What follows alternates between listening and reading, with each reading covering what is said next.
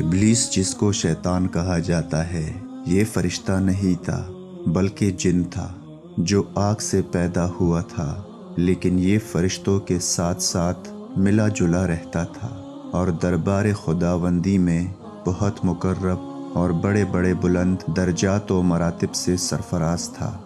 حضرت کعب احبار رضی اللہ تعالی عنہ کا بیان ہے کہ ابلیس 40,000 برس تک جنت کا خزانچی رہا اور 80,000 برس تک ملائکہ کا ساتھی رہا اور 20,000 برس تک ملائکہ کو واعظ سناتا رہا اور 30,000 برس تک مقربین کا سردار رہا اور 1,000 برس تک روحانین کی سرداری کے منصب پر رہا اور 14,000 برس تک عرش کا طواف کرتا رہا،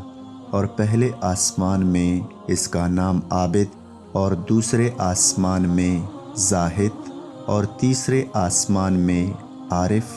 اور چوتھے آسمان میں ولی اور پانچویں آسمان میں تقی اور چھٹے آسمان میں خازن اور ساتویں آسمان میں عزازیل تھا، اور لوح محفوظ میں اس کا نام ابلیس لکھا ہوا تھا،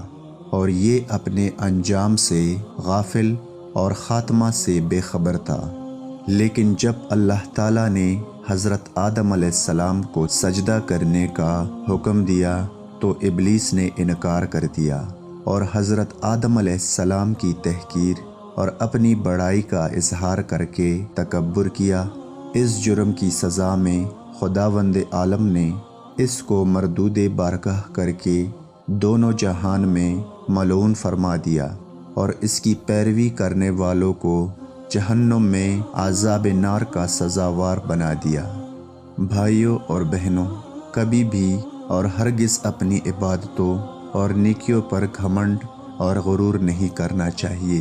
اور کسی گنہگار کو اپنی مغفرت سے کبھی مایوس نہیں ہونا چاہیے، کیونکہ انجام کیا ہوگا اور خاتمہ کیسا ہوگا عام بندوں کو اس کی کوئی خبر نہیں ہے،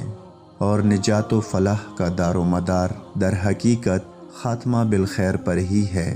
بڑے سے بڑا عابد اگر اس کا خاتمہ بالخیر نہ ہوا تو وہ جہنمی ہوگا، اور بڑے سے بڑا گنہگار اگر اس کا خاتمہ بالخیر ہو گیا تو وہ جنتی ہوگا۔ ابلیس کتنا بڑا عبادت گزار اور کس قدر مقرب بارگاہ تھا، اور کیسے کیسے مراتب و درجات کے شرف سے سرفراز تھا، مگر انجام کیا ہوا کہ اس کی ساری عبادتیں غارت و اکارت ہو گئی، اور وہ دونوں جہان میں ملعون ہو کر عذاب جہنم کا حقدار بن گیا، کیونکہ اس کو اپنی عبادتوں اور بلندی درجات پر غرور اور تکبر ہو گیا تھا، مگر وہ اپنے انجام اور خاتمہ سے بالکل بے خبر تھا۔ حدیث شریف میں ہے کہ ایک بندہ اہل جہنم کے اعمال کرتا رہتا ہے حالانکہ وہ جنتی ہوتا ہے، اور ایک بندہ اہل جنت کے عمل کرتا رہتا ہے حالانکہ وہ جہنمی ہوتا ہے۔ عمل کا اعتبار خاتموں پر ہے۔ خداوند کریم ہر مسلمان کو خاتمہ بالخیر کی سعادت نصیب فرمائے اور برے انجام اور برے خاتمہ سے محفوظ رکھے، آمین۔